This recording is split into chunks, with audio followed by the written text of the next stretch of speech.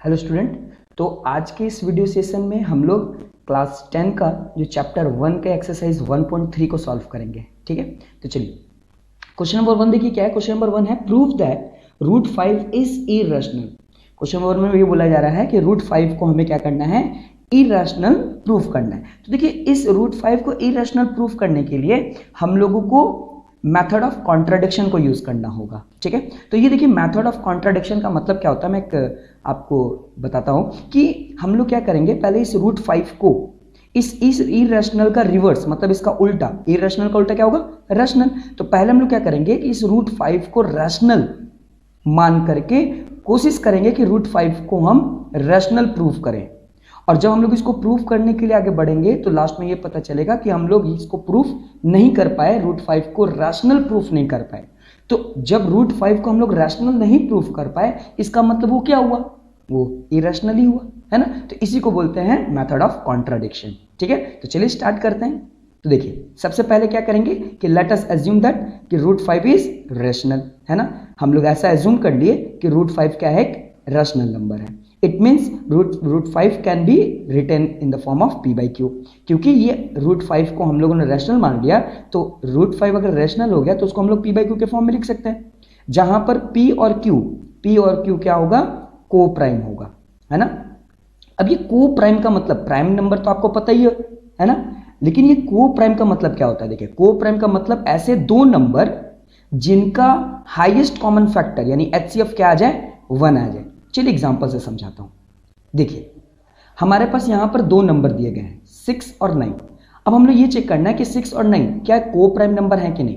तो पहले 6 का फैक्टर निकालते हैं, तो 1 × 2 × 3 ये 6 का फैक्टर है। 9 का फैक्टर क्या होगा, 1 × 3 × 3, है ना। अगर इन दोनों का HCF देखें तो HCF क्या आ रहा है, 1 और 3, ये दोनों आ रहा है ना, यही इसका फैक्टर आ रहा है, दो आ रहे फैक्टर। तो हम लोग ये जानते हैं कि जितने भी को प्राइम नंबर होते हैं उनका HCF सिर्फ क्या आता है, सिर्फ 1 होता है, सिर्फ एक ही उसका फैक्टर होता है। लेकिन यहां पर तो 6 और 9 दोनों के दो फैक्टर दिख रहे हैं, 1 भी देखिए दोनों में आ रहा है और 3 भी दोनों में आ रहा है। तो 6 और 9 को प्राइम नंबर नहीं है। तो कौन से दो नंबर को प्राइम होंगे, तो देखिए 2 और 3। 2 और 3 का फैक्टर देखें तो 2 का फैक्टर 1 और 2 है और 3 का फैक्टर 1 और 3 है। तो इनमें जो कॉमन HCF क्या आ रहा है, सिर्फ 1 आ रहा है, यानी 1 ही एक ऐसा नंबर है जो दोनों का फैक्टर है ना। तो ये क्या है, को प्राइम नंबर है। को प्राइम नंबर ऐसे नंबर होते हैं जिनमें सिर्फ फैक्टर उनका 1 होता है, 1 के अलावा 2, 3, 4 और कोई नहीं होगा, सिर्फ 1 ही होगा। ऐसे दो नंबर को हम लोग को प्राइम नंबर बोलते हैं। आई थिंक आप लोग को समझ में आ गया। तो चलिए क्वेश्चन पे आते हैं। तो ये देखिए हम लोगों ने क्या कर लिया कि p और q को प्राइम मान लिया। ठीक है, अब देखिए रूट 5 हमारा रेशनल था, तो रेशनल था तो इसको p/q के फॉर्म में लिख सकते हैं, है ना। इसको p/q के फॉर्म में लिख सकते हैं, यानी p/q। ठीक है, अगर अब देखिए LHS और RHS दोनों तरफ हम लोग क्या करेंगे, स्क्वायरिंग करेंगे। ठीक है ना, स्क्वायरिंग ऑन बोथ साइड। तो जब हम लोग स्क्वायरिंग करेंगे बोथ साइड में, तो देखिए रूट 5 पर भी होल स्क्वायर आ गया और p/q के पे भी होल स्क्वायर आ गया, है ना। तो रूट 5 का स्क्वायर क्या होगा, रूट 5 का स्क्वायर सिर्फ 5 होगा, क्योंकि हम लोग जानते हैं ना रूट 5 × रूट 5, रूट कैंसिल हो जाता है और दो 5 की जगह एक कॉमन 5 आ जाता है ना। और यहाँ पर होल स्क्वायर था, यानी ये p को भी मिलेगा स्क्वायर और q को भी मिलेगा स्क्वायर, इसलिए देखिए क्या हो गया, p² और q²। ठीक है, अच्छा ये p/q के फॉर्म में लिखा है तो इसको भी हम लोग 5/1 भी लिख सकते हैं, ये देखिए, है ना, 5/1 = p²/q²। अब हम क्या करेंगे, इसको क्रॉस मल्टीप्लीकेशन करेंगे। तो जब हम क्रॉस मल्टीप्लीकेशन करेंगे तो 1 जब p² से मल्टीप्लाई हो जाएगा तो सिर्फ p² ही होगा, है ना। और जब q² 5 से मल्टीप्लाई होगा तो क्या हो जाएगा, 5q², है ना। तो देखिए इससे क्या पता चल रहा है, इससे ये पता चल रहा है कि हमारा इक्वेशन 1 हो गया, और इससे ये पता चल रहा है कि p² किसका फैक्टर है, 5 का, है ना, क्योंकि p² = क्या लिख दिया हम लोग, 5q²। तो ये 5 क्या दिख रहा है, p² का फैक्टर। अब एक कॉन्सेप्ट हम लोग पढ़े हैं, है ना। चलिए कॉन्सेप्ट फिर से हम लोग देख लेते हैं। कॉन्सेप्ट क्या बोलता है, कॉन्सेप्ट ये बोलता है कि अगर a² डिविजिबल है 5 से, तो a से भी जो 5 है वो डिविजिबल होगा। अगर a का स्क्वायर अगर कर दें तो वो अगर डिविजिबल है 5 से, तो अगर सिर्फ a को ही देखें जिसमें स्क्वायर नहीं है, वो भी डिविजिबल हो जाएगा 5 से। एग्जांपल से समझते हैं। चलिए a को मानते हैं 5, ठीक है, a को मान लेते हैं 5, ठीक है, वैसे कोई भी नंबर मान सकते हैं। आप a 5 मानिए, तो अगर हम a का स्क्वायर करें देखिए ए का स्क्वायर यानी ए को हम लोग 5 माने थे, तो ए का स्क्वायर मतलब 5 का स्क्वायर, तो 5 का जो फैक्टर होगा वो कौन होगा, 5 इंटू 5 होगा, यानी 5 तो आ ही रहा है ना, यानी 25 का फैक्टर कौन होगा, 5 हो रहा है। अगर हम स्क्वायर हटा दें, है ना, यानी ए का स्क्वायर जो था उसका अगर स्क्वायर हटा दें तो क्या बचेगा 5, तो 5 का 5 भी फैक्टर आ रहा है। यानी कहने का मतलब ये है कि किसी भी नंबर का, कोई भी नंबर का अगर फैक्टर, अगर मान लीजिए ए का फैक्टर 5 है, तो अगर हम ए का स्क्वायर भी कर दें, ए का अगर स्क्वायर भी कर लें तो उसका भी फैक्टर 5 ही आएगा। जैसे देखिए 5 का फैक्टर 5 है, तो 5 का स्क्वायर करेंगे तो 5 का स्क्वायर क्या आएगा 25, है ना 25, और 25 का भी फैक्टर 5, उसमें से एक 5 होगा ही, है ना। तो ये हमारा कॉन्सेप्ट है, तो यही कॉन्सेप्ट हम यहां भी लगा रहे हैं। तो ये देखिए अगर यहाँ पे लिखा हुआ है पी स्क्वायर इक्वल टू 5, यानी पी स्क्वायर का फैक्टर क्या है 5 है। जब पी स्क्वायर का फैक्टर 5 है तो पी का भी फैक्टर 5 होगा। तो देखिए यहाँ पर फ्रॉम द अबव इक्वेशन हम लोग क्या लिख सकते हैं, वी कैन सी दैट कि P square is divisible by 5। अगर पी स्क्वायर डिविजिबल है 5 से, तो therefore P will also be divisible by 5, मतलब P भी क्या होगा 5 से डिविजिबल होगा। P का स्क्वायर अगर 5 से डिविजिबल है तो P भी 5 से डिविजिबल होगा, ठीक है। तो अब देखिए आगे बढ़ते हैं।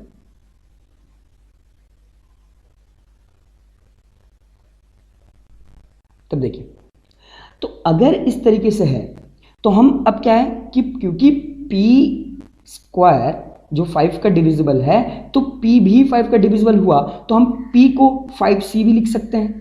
अब यहां पर आपके मन में क्वेश्चन उठेगा कि सर आप P इक्वल टू 5C क्यों लिखे, ये C क्यों, C कोई भी इंटीजर हो सकता है ना, कोई भी नंबर को हम लोग अकेला नहीं लिखते हैं, उसके साथ कोई इंटीजर को इंक्लूड कर देते हैं। तो P इक्वल टू 5C भी लिखा जा सकता है, ठीक है। तो P इक्वल टू 5C लिख दिए। अब हम लोग क्या करेंगे कि इस क्वेश्चन नंबर 1 जो इक्वेशन 1 है उसमें हम लोग क्या करेंगे, P इक्वल टू 5C को प्लॉट करेंगे। तो देखिए P स्क्वायर का P स्क्वायर ही लिखे, इक्वल टू का इक्वल टू 5C, है ना, 5C का क्या कर दिए होल स्क्वायर, है ना, 5C का होल स्क्वायर, क्योंकि दोनों तरफ स्क्वायरिंग हो गया, ठीक है। तो अब देखिए P स्क्वायर के जगह पर, ये P स्क्वायर है ना, तो देखिए P स्क्वायर के जगह पर ये 5Q स्क्वायर लिख सकते हैं। तो देखिए P स्क्वायर के जगह पर 5Q स्क्वायर लिख दिए, है ना, और देखिए 5C का होल स्क्वायर, है ना, तो 5C का होल स्क्वायर क्या हो जाएगा 5 5 25 और C स्क्वायर का C स्क्वायर, है ना। तब देखिए अब देखिए ये 5 और ये 5 क्या हो गया कैंसिल हो जाएगा, ये देखिए 5 से इंटू हो रहा है, इधर जाके क्या हो जाएगा डिवाइड हो जाएगा, तो कटने के बाद क्या आ जाएगा 5 ही आ जाएगा, तो Q square equal to 5C square हो जाएगा, है ना। जब इसको हम लोग डिवाइड करेंगे, क्योंकि देखिए 5 1 जा 5 और 5 5 जा 25, तो सिर्फ यहाँ पर 5 ही बचेगा, है ना, तो क्या हो जाएगा Q square equal to 5C square. अब यहाँ पर आप क्या देख रहे हैं कि Q square is divisible by 5। अगर Q स्क्वायर 5 के डिविजिबल है, इस जो कांस्टेंट टर्म है इसका जो इंटीजर है इसको हम लोग नहीं लेंगे, सिर्फ ये 5 ले रहे हैं, ठीक है। तो Q स्क्वायर जब 5 का डिविजिबल है तो Q से भी वो डिविजिबल होगा 5। तो देखिए we can see that Q square is divisible by 5, therefore Q will also be divisible by 5। अगर Q स्क्वायर 5 का डिविजिबल है तो Q भी 5 का डिविजिबल होगा, है ना। तो अब हम लोग ये देख रहे हैं कि जो 5 है वो Q के भी डिविजिबल है और P के भी डिविजिबल है। ये देखिए P के भी डिविजिबल हो रहा है 5 और Q के भी डिविजिबल हो रहा है 5, लेकिन हम लोग P और Q को क्या माने हैं, P और Q को को प्राइम माने हैं।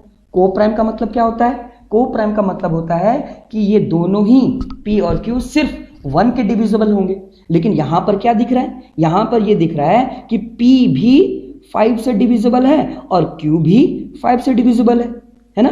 देखिए फ्रॉम इक्वेशन 1 एंड 2 दोनों को देखिए, वी कैन सी दैट कि both P and Q are divisible by 5, दोनों के दोनों 5 से डिविजिबल हो रहे हैं।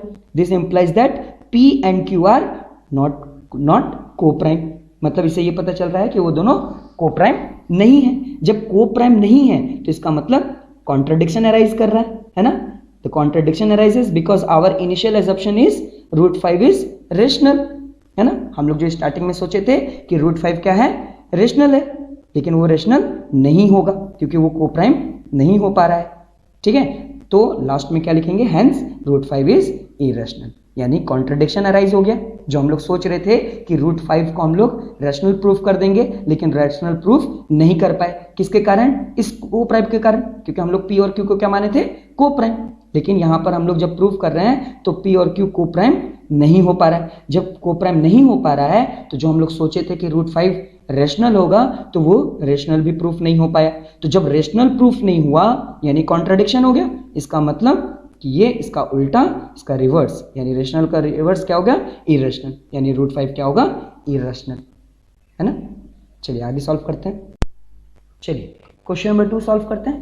तो देखिए क्वेश्चन नंबर 2 क्या है, प्रूव दैट 3 + 2 √5 इज इरेशनल। इस बार हमें क्या करना है, इस 3 + 2 √5 को इरेशनल प्रूफ करना है। तो कभी भी इरेशनल प्रूफ करना है तो वही जो भी क्वेश्चन नंबर 1 में हम लोगों ने सॉल्व किया कि कॉन्ट्राडिक्शन मेथड से, मेथड ऑफ कॉन्ट्राडिक्शन, है ना, उससे सॉल्व करेंगे। यानी फिर से इसको क्या करेंगे, इसका रिवर्स यानी इरेशनल का रिवर्स रैशनल, यानी इसको रैशनल मान करके प्रूव करने की कोशिश करेंगे कि ये रैशनल है, और अंत तक क्या होगा कि हम लोग ये नहीं प्रूव कर पाएंगे कि ये रैशनल है, तो अल्टीमेटली ये वाला जो नंबर है वो क्या हो जाएगा, इरेशनल हो जाएगा। तो चलिए स्टार्ट करते हैं। लेट अस एज्यूम दैट, हम लोग एज्यूम कर लेते हैं कि 3 + 2 √5 इज रैशनल, है ना। अगर ये रैशनल है तो इसको हम लोग p/q के फॉर्म में लिख सकते हैं, और जब p/q के फॉर्म में लिख सकते हैं जहां पर p और q हमारे लिए क्या है, को प्राइम नंबर है।